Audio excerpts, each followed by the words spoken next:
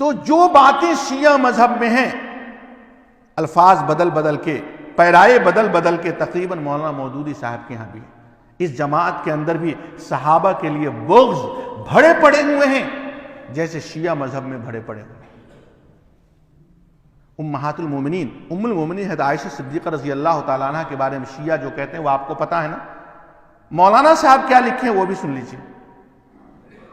مولانا کہتے ہیں کہ عائشہ اور حفصہ یہ دونوں رسول اللہ صلی اللہ علیہ وسلم سے بہت جری ہو گئی تھی اور زبان درازی کرتی تھی۔ اگر میں کہوں مودودی صاحب کی اماں مودودی صاحب کے ابا سے زبان درازی کرتی تھی تو شاید اچھا نہیں لگے گا جماعت اسلامی کے لوگوں، اگرچہ یہ بات صحیح بھی ہو۔ اگر کسی کی ماں کسی کے باپ سے زبان درازی کرتی ہو، اگر کہہ دیا جائے کہ تمہاری اماں تمہارے ابا سے زبان درازی کرتی ہیں، شاید آپ کو اچھا نہیں لگے گا، لیکن مولانا صاحب گستاخی معاف، اور ان کے ماننے والے سے کہہ رہا ہوں گستاخی معاف۔ یہ محمد الرسول اللہ صلی اللہ علیہ وسلم کی پاک بیویوں کے بارے میں آپ کہہ رہے ہیں کہ وہ زبان درازی کرتی تھیں، کس کے بارے میں کہہ رہے ہو آپ؟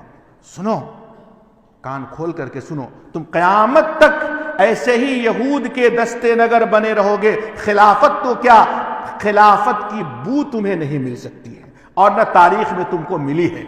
تم اسی طرح یہود کی طرح وادی تیہ میں ٹامک تویا میں بھٹکتے رہو گے جیسے یہود آج تک بھٹکتے رہے ہیں اور ان کو کوئی حکومت نہیں مل سکی ہے۔ مولانا صاحب کس عائشہ کی بات کرتے ہو؟ عمر فاروق رضی اللہ تعالی عنہ جب مدینے میں منافقین نے ان پر تہمت لگائی تھی تو عمر رضی اللہ تعالیٰ عنہ نے کہا تھا رسول اللہ صلی اللہ علیہ وسلم سے، یا رسول اللہ، آپ مجھے یہ بتائیے کہ عائشہ سے آپ کا نکاح کس نے کرایا تھا؟ ہم نے کرایا تھا، زمین والوں نے کرایا تھا، یا آسمان والے نے خود کرایا تھا؟ اللہ کے رسول صلی اللہ علیہ وسلم نے کہا کہ نہیں، اللہ نے میرا نکاح عائشہ سے کرایا تھا۔ کہا پھر کیوں؟ جب اللہ نے عائشہ سے کرایا تھا تو وہ کسی نبی کے بستر پر ایک گندی مکھی نہیں بیٹھنے دے گا، آپ کے نکاح میں ایک غلط خاتون کو کیسے لا کر کے دے سکتا ہے؟ ہم زمین والوں نے آپ کا نکاح عائشہ سے نہیں کرایا تھا، یہ تو اللہ نے کرایا تھا۔ اللہ اپنے نبی کے بستر پر کسی غلط خاتون کو لا کر رکھے گا؟ یہ ہو نہیں سکتا ہے۔ سبحانک ھذا بہتان عظیم، میں مدینے میں اعلان کر دیتا ہوں کہ یہ بہت بڑا بہتان ہے۔ اور سبحان اللہ، جو الفاظ عمر کی زبان سے نکلے تھے وہ قرآن بن کر کے آج بھی سورہ نور میں ہے۔ اللہ تبارک و تعالیٰ نے اسی لفظ کے ساتھ عائشہ کی پاک دامنی نازل کیا، سبحانک ھذا بہتان عظیم۔ اللہ کی ذات پاک ہے، یہ بہت بڑا عظیم بہتان ہے۔ اور سنیے، کس عائشہ کو آپ زبان دراز کہہ رہے ہیں مولانا مودودی صاحب، اور ان کے ماننے والے کان کھول کر سنیں، آپ کو خلافت نہیں مل سکتی ہے۔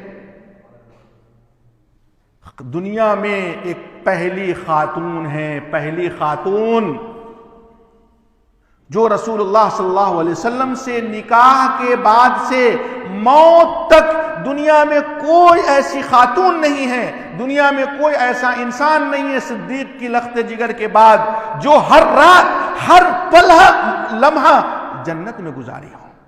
دنیا میں انسان جنت میں گزارے، کیا زبان درازی کی سزا، زبان درازی کا صلہ تھا؟ ایک انسان دنیا میں جنت میں رہے، کیا خیال ہے اس کے بارے میں؟ کسی بد اخلاق کو اللہ رب العالمین دنیا میں جنت دے گا؟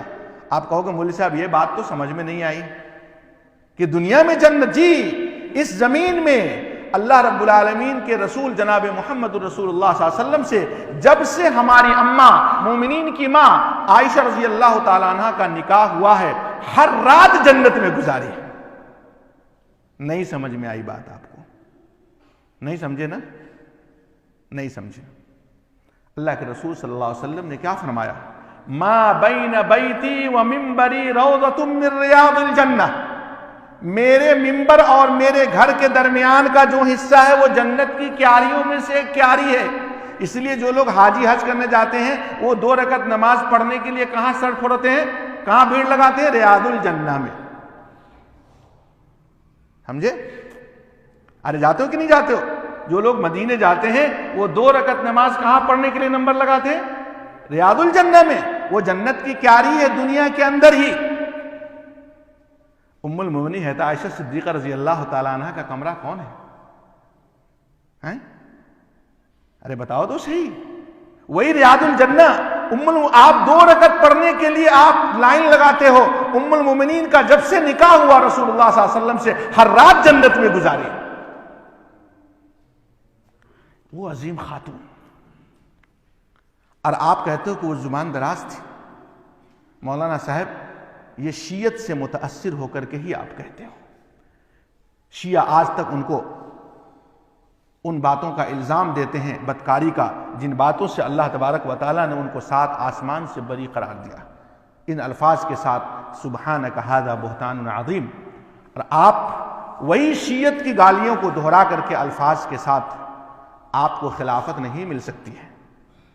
سمجھے کہ نہیں؟ بہرحال میں مختصر انداز میں یہ کہہ رہا تھا کہ اس جماعت نے بھی جو نعرہ لگا